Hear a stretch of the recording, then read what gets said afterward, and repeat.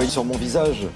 Emma, ben oui, parce que moi je pense, je fais de la gym 2 fois par semaine. Alors ça se voit. Je pense que pour perdre du ventre, il faut faire des abdos. Alors j'essaie de faire du muscle.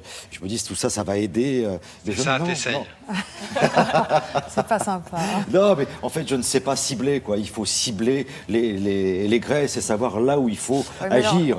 Mais là, c'est totalement utopique. Hein. C'est-à-dire de vous dire, je vais faire du sport pour cibler la perte de la masse graisseuse. C'est un concept qui est totalement erroné, qu'on nous rabâche depuis une vingtaine d'années. C'est un argument marketing de certains profs des salles de sport. Quand vous faites des exercices abdominaux, vous ne perdez pas la réserve adipeuse qui est à proximité de ces muscles. Quand, mesdames, vous faites des exercices de fessiers pour perdre la culotte de cheval, eh bien, vous perdez de tout sauf de la culotte de cheval. Donc, on est d'accord, ce n'est pas un bon concept. On a l'impression, on a l'impression que pour avoir une contraction musculaire, eh bien, le muscle va puiser dans la réserve qui est à côté. Donc, ça tombe bien, on a les fessiers, on va aller chercher dans la culotte de cheval. Et puis, pour les abdominaux, pareil, on va faire des petites contractions, des crunchs pour essayer de taper dans les petites réserves, les petites, voilà, ce qu'on appelle les poignées d'amour. Voilà, les poignées d'amour, hein, joliment dit.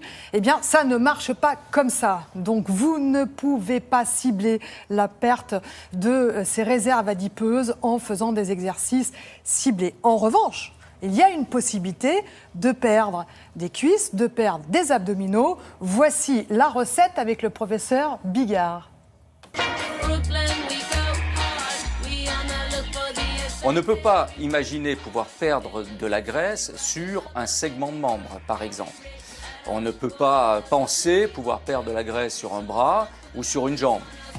Tout simplement pourquoi ? Parce que la graisse est retenue dans des cellules adipeuses et la mobilisation de cette graisse à partir de ces territoires de réserve, de mise en réserve, se fera par le biais d'hormones qui sont produites dans tout l'organisme. Au cours de l'exercice physique, on va produire un certain nombre d'hormones dont certaines vont pouvoir mobiliser de la graisse à partir des cellules adipeuses qui sont réparties dans tout l'organisme. Donc ce sont bien les graisses de tout l'organisme qui vont pouvoir être mobilisées à une nuance près. C'est qu'il faut qu'il y ait présent sur ces cellules graisseuses des tout petits récepteurs. Or on sait que dans l'organisme, ces récepteurs ne sont pas distribués de la même manière. Et donc, chez l'homme, ça va être surtout la graisse de l'ensemble de l'organisme et secondairement, avec l'entraînement, la graisse abdominale qui va pouvoir être mobilisée. Et chez la femme, ça va être surtout la graisse abdominale dans un premier temps et avec l'entraînement, secondairement, la graisse que les femmes possèdent autour des cuisses qui va pouvoir être mobilisée.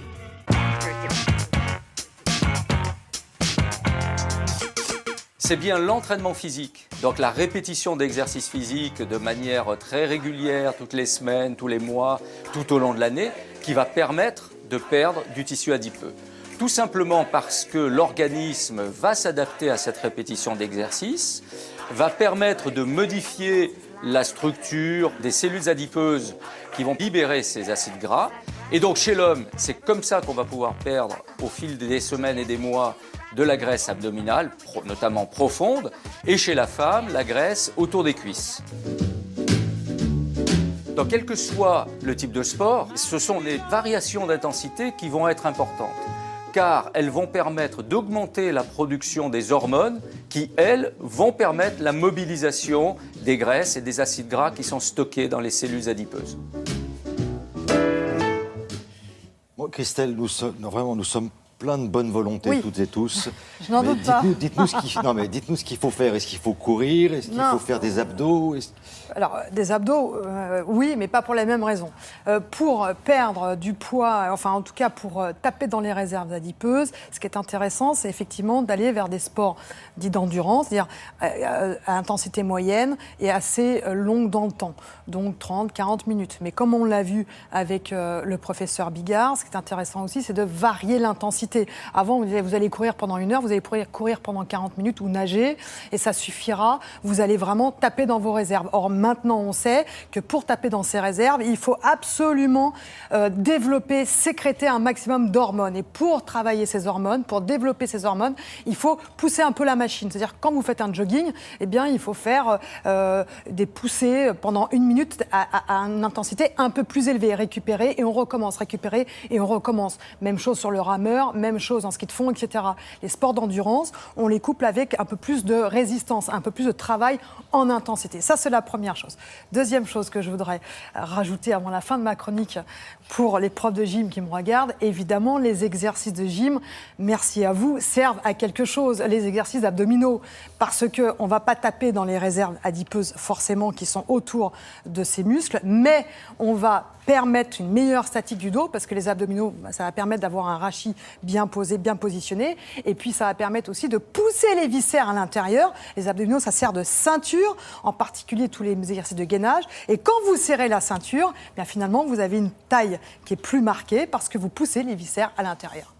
Emma, je crois que vous ne regrettez pas d'être venue. Non, vraiment, ça va me servir beaucoup. Voilà. Donc, et se faire accompagner, donc évidemment, d'un professeur, d'un coach, voilà, pas faire des exercices n'importe comment. Merci beaucoup, Christelle, une fois de plus, pour ces bons conseils. Alors, à l'occasion des nuits sonores qui se tiendront